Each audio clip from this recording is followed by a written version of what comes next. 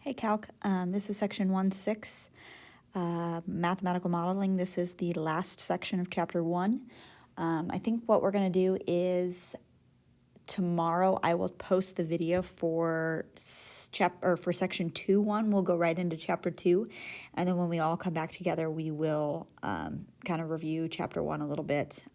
Not quite sure if I'm going to make you test over chapter 1 or if we'll just kind of review that and move on. So we'll just kind of play it by ear, but be ready for that. 1.6 today, 2.1 starting tomorrow, and then we'll just kind of go from there. So mathematical modeling sounds maybe a little intimidating, but it's not too bad. There are, this is mathematical modeling and variation, so we're talking about variation functions, and there are 4 different types of variation. There is direct variation, which is in this first box. Direct variation as an nth power, that's kind of goes along with that. The second type of variation is inverse variation. Then we have joint variation. And the last one, which isn't on here, but a lot of times you will see it, it is called combined variation. And so I'll kind of talk about that here in just a minute, okay? So number 1, direct variation. Direct variation goes along with linear functions. Linear functions are generalized as functions that take the form of y equals mx plus b. The simplest linear function is just y equals x, where this b value is 0. So if it has a y-intercept of 0, where the b value is plus 0, this is the most basic type of direct variation or linear function that you can get. So direct variation, they might give it to you, give you a direct variation function by saying y varies directly as x, okay? And when they say y varies directly as x, that means y equals some number times x, okay? So k they will represent as some number. So this might be an example like y equals 2 times x, or y equals 1/3 times x. That's just saying y is directly dependent upon x, but it's double what x is. So you're just taking it times 2, or y is 1/3 of what the x value is. So those are direct relationships, direct variations. Y is directly proportional to x. That's another way of saying that. Y equals k times x for some non-zero constant k. All of these 3 things mean the same thing. That means you're dealing with y equals k times x, okay? Again, k is that constant of variation. K is going to be a number. All right, so example, we're going to use direct variation in this example. In Pennsylvania, the state income tax is directly proportionate to gross income. So we're talking about state income tax. Let's do T for state income tax, and then gross income will represent with the variable of I. Okay, so income, and then we have tax, and those things are directly proportionate to each other. So T is directly proportionate to I. So T is kind of like your Y variable, and I is kind of like your X variable. Okay, so if I were to write that as a direct proportion, it would be T is equal to some number, which we call K, times your income. Okay, your tax is proportionate to your income, so T equals K times I. You are working in Pennsylvania and your state income tax deduction is $46.05. So your tax is $46.05. So I'm going to take $46.05 and I'm going to plug that in for the tax right here. Is equal to some K times the income. My income, it says, was $1,500. So I'm going to plug that in for income. Then what we're going to do is we're going to solve this function for k, and k is going to tell me basically in this situation what my tax rate was. This is going to be the percentage for my tax, okay? So to solve for k, I would divide the 1,500 over to the other side, divide by 1,500, divide by 1,500. So 46.05 divided by 1,500 means that k is, I got to do that in my calculator, 46.05 divided by 1,500 is 0.0307. 0.0307. In other words, that's like saying 3.07% is my income tax rate. Okay, so it says find a mathematical model that gives the Pennsylvania state income tax in terms of gross income. So now I want to write one generalized equation that's not got the 4605 and the 1500 in it. So I want to be able to have an equation that will tell me whatever my gross income is. I can input that, and that will tell me what my taxes will be. So I'm going to write that out as tax is equal to the 0.07% or 0.0307 times your income. And this is going to give me the equation that I would use to plug in my income and pop out my taxes, okay? So we use this direct proportion relationship, write it out, solve for K, and then write out the equation with the K plugged back in, okay? Direct variation as an nth power.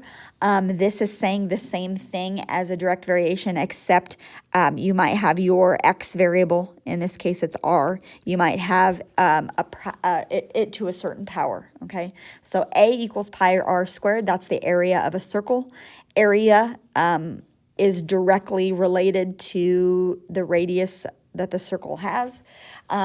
So you might have this listed out as y varies directly as the nth power of x, y is directly proportionate to the nth power of x, y equals k times x to the nth power. The wording you would use for this example is the area is directly proportionate. I gotta proportionate or proportional to the square of the radius.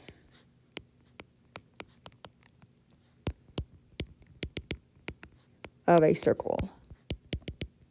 Okay, so that's what this would look like. The radius squared is directly related to the area. Okay, now what's the K in this case? K is going to be the number that's out in front of your variable, which is pi.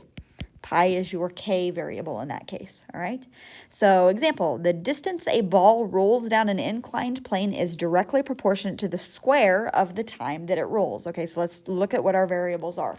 The distance, that's going to be, we'll call that D, is directly proportional, there's those words, to the square of the time. So that's like saying time squared, okay? D is like your Y variable. T is like your x variable. So if I would write this out as an equation, I would have D is equal to K. I still have to have that constant in there. K times T squared. Okay? So that's what that thing looks like. During the first second that the ball rolls, so that means when T equals 1, that's the first seconds, the ball rolls 8 feet. That means my distance is 8. Okay, so find a mathematical model that relates the distance to the time traveled. If D is 8 and T is 1, I'm using this equation to solve for K. If D is 8 and T is 1, and I plug those in, I have to solve for K. 1 squared is 1, and if I divide by 1, 8 divided by 1, that means K is equal to 8. So find a mathematical model that relates the distance traveled to the time. I know that distance is equal to 8 times T squared, because that's what my K is. So now I can use this equation to plug in anything that I want, like they're going to have us do in part B. How far will the ball roll during the first 3 seconds? So I'm going to take 3, and now I'm going to plug it in for T since I have my equation set up. I say D is equal to 8 times 3 squared. 3 squared is 9. 9 times 8, that's 72. So it is going to roll 72 feet in the amount of 3 seconds. Okay, so that's what he will look like. All right, so when it says find the mathematical model, you're using the information that it has up here to find what your K value is, and then you're just writing the equation with K plugged in. Okay, that was the first type of variation, direct variation. The rest of them all kind of follow suit, but it's just a different equation that you use. So inverse variation can be written as y varies inversely as x, y is inversely proportionate to x, or y equals k over x. So that's what your formula is going to look like, y equals k over x. Instead of y equals k times x like it was up here, it's y equals k over x, and k is still going to be your number or your constant of variation, but this is the formula that you're going to use, okay? Oh, they have combined variation. up here. This is number 4. Shoot, it does have combined variation. So get rid of combined variation. Combined variation is up here. Inverse variation, we don't have an example for that, but they're going to combine my variations, and they're going to give you an example down here of what that looks like. A combined variation is like direct and inverse variation at the same time. So direct variation, just to review, is y equals k times x. Inverse variation was y equals k over x. A combined variation, we have to have 3 variables, one where it's directly related, one where it's inversely related. So a combined variation, to put those two together, would be like y equals k times x, but now we're doing it over z, okay? So we have a variable that's in the bottom, and because we already have x defined up at the top here, we have to define it with a different variable down here, so we're going to call it z, okay? So this is what combined variation looks like. This is the direct part, this is the inverse part, okay? So a combination of both direct and inverse variation at the same model. All right, a gas law states that the volume of an enclosed gas varies directly as the temperature. Okay, so it varies directly as temperature and inversely as pressure. So let's write out what our equation looks like.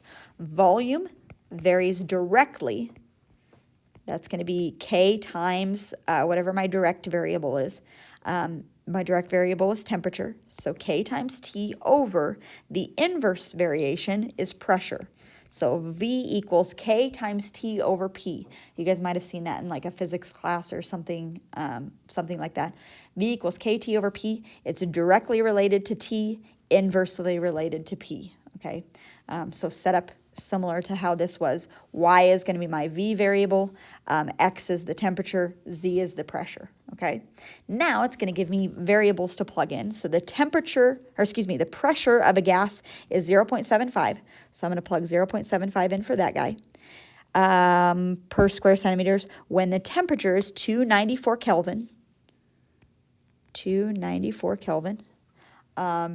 and the volume is 800 cubic centimeters. So I'm going to plug 8,000 cubic centimeters. I'm going to plug 8,000 in for that, okay? And then I'm going to solve. So 8,000 equals K times 294 over 0.75. And I'm going to solve for K in this case. So to do that, let's multiply the 0.75 to the other side. Ooh, I can't do that. Multiply 0.75. That's going to cross them out over here, times 0.75. 0.75 times 8,000, that's 3/4 of 8,000. So you people who can do this in your head, 3/4 of 8,000 is going to be 6,000 equals 294 times K, and divide by 294. So that one I'm not going to try to do in my head. K is going to be equal to 6,000 divided by 294. Is 20.4-ish. 20.4 is the constant of variation. So then if I write my mathematical model right here with the K plugged in, that's what A says, find a mathematical model that relates pressure, temperature, and volume. Volume is going to be equal to 20.4 times temperature over pressure. That's what my mathematical model will look like. So I'm just taking the same guy and plugging the K in, because we have to find that constant. Then it says, for part B, find the pressure. So pressure is what I'm looking for when the temperature is 300 and the volume is 7,000. Okay, so I'm going to plug 7,000 in for volume. 20.4 is what my K is. Temperature, we said, was 300 over pressure. We're trying to find pressure. Okay, now, when the variable that I have down here is what I'm solving for, and the P is in the bottom, what I can do is I can switch these two things. So P is equal to 20.4 times 300 over 7,000, and that's what will give me my pressure. All right, so 20.4 times 300, and I'm going to divide that by 7,000. Okay, 0.874 approximately, 0.874. Okay, my pressure in the first scenario was 0.75. Okay, 0.874 those are kind of on the same scale. Both of them are below 1. So if I would have ended up with a number that's not comparable to the first number, I probably maybe did something wrong. Okay, so kind of check that to see, does that even seem appropriate? Your pressure, 0.874, and that's kilograms per square centimeter. So if you want units on that, kilograms per centimeter squared.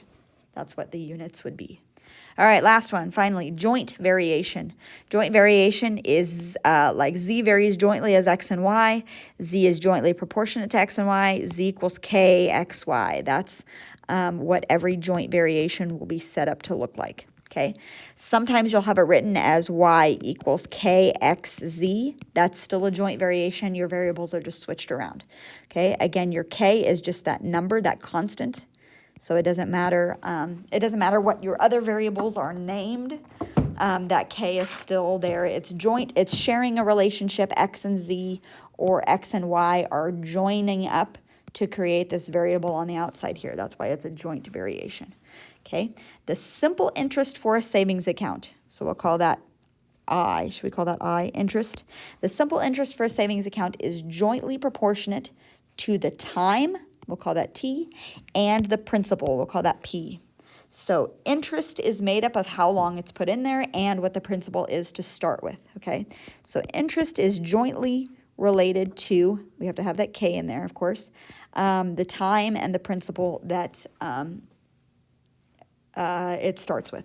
After 1 quarter, which is 3 months, the interest on a principal of $5,000 is 43.75. Okay, now we could set this up for time to be 3 months, or we could set this up to be a quarter, which is 0.25.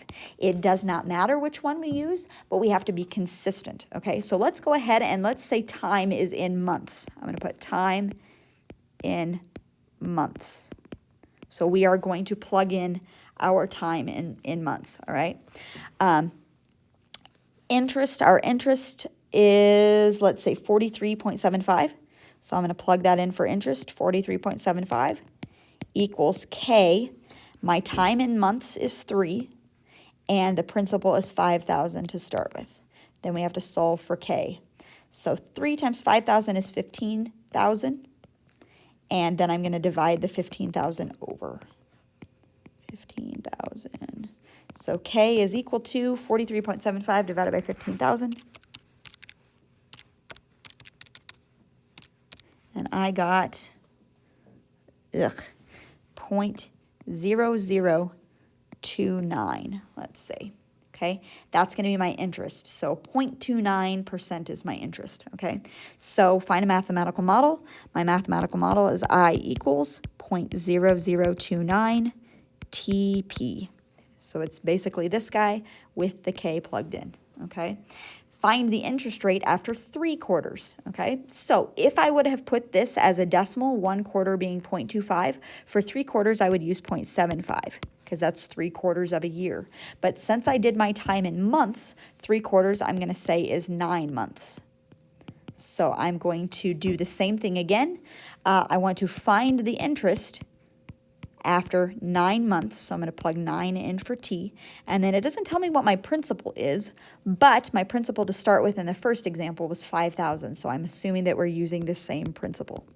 Okay, so 5,000, so all we're doing is typing that into our calculator, 0.0029 times 9 times 5,000, and the interest that I will have earned after 9 months is going to be $130.50. That's what I come out with, okay? So all those types of variation, just look at the verbiage that they use, the wording that they use for each one, direct relationship, joint relationship, that type of thing, and that will tell you which one of these equations to use, okay?